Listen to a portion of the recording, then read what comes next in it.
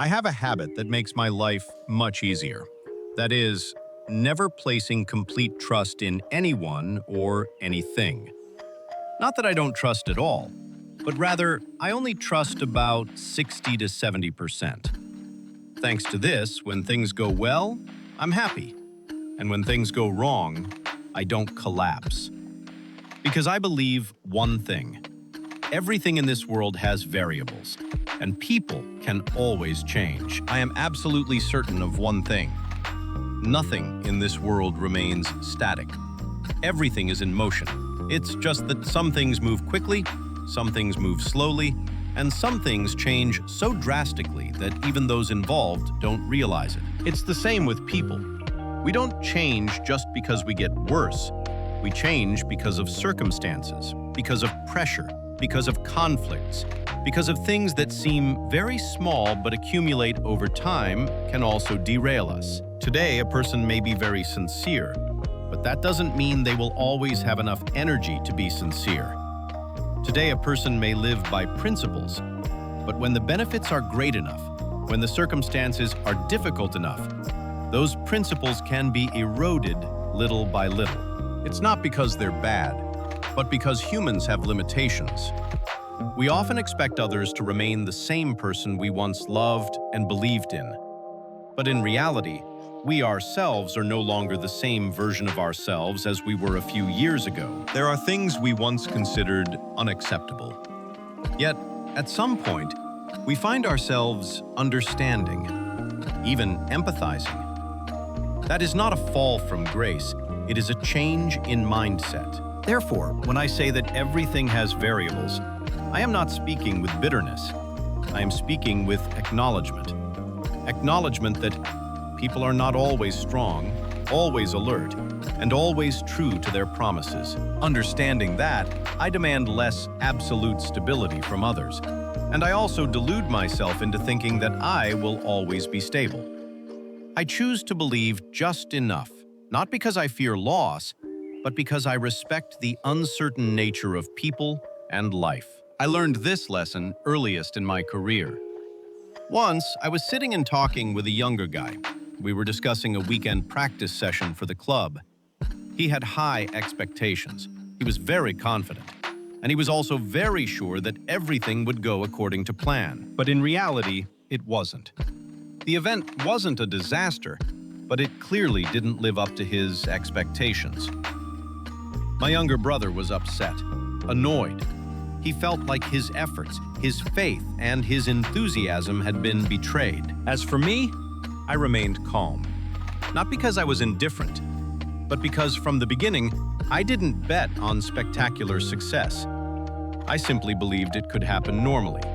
And when it did happen, even if it wasn't perfect, I was still okay with it. When expectations are lower, unsatisfactory results are no longer a direct blow to the mind. It's just data, an experience, something to do better next time. In love, this lesson often comes later, and when it does come, it usually hurts much more.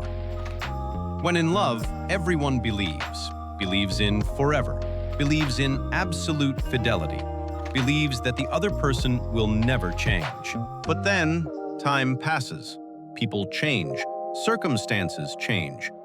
It's not always betrayal. Sometimes it's just a lack of connection. And when the differences are great enough, people drift apart. The more you trust, the deeper you love, the bigger the void it leaves when it ends. There are people who, after a heartbreak, not because they no longer want to love, but because they no longer have the confidence to trust, they become wary of anyone who approaches them. They become suspicious of anyone who cares about them. It's not because they're cold-hearted, but because they trusted too much last time. Even seemingly beautiful things are not immune to human variables. Charity is one example. Initially, the intention may be very pure, very selfless, very kind. But as money increases, as attention increases, as compliments become more frequent, the ego begins to take root. At that point, helping others is no longer simply about helping people.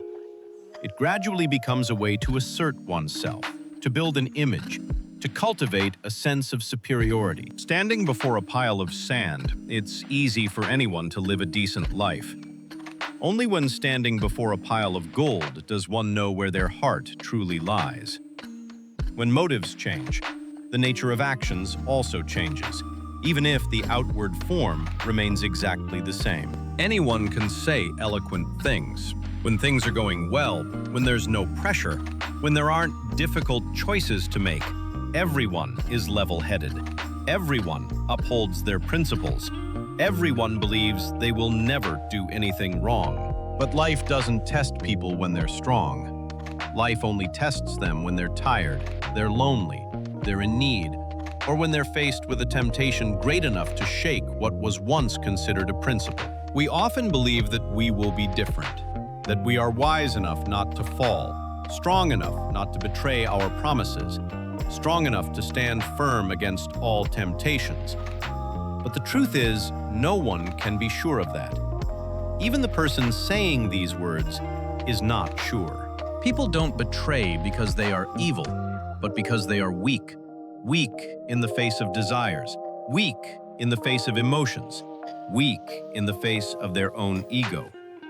And the most dangerous thing is that we often overestimate ourselves, believing that we are stronger than others, while in essence, we are no better than anyone else. There are things that, when viewed from the outside, we say very well. But when placed in the right circumstances, at the right time, with the right person, when we are at our weakest, then all promises, all moral principles spoken can become fragile. Because I understand this, I don't place my complete trust in anyone. Not because I look down on people, but because I understand people, including myself.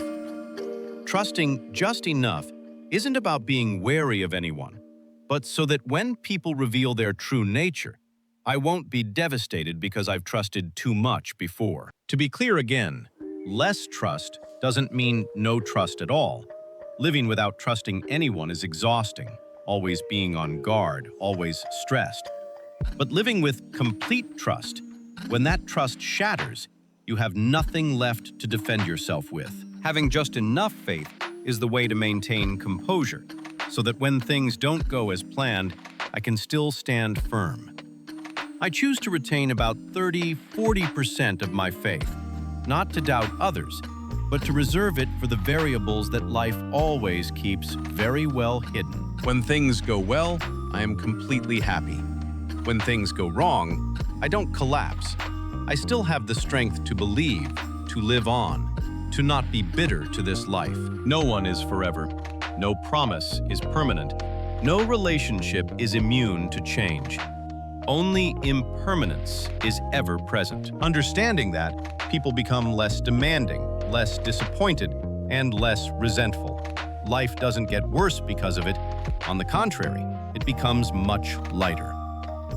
Trust just enough to still love, to still live, to still move forward.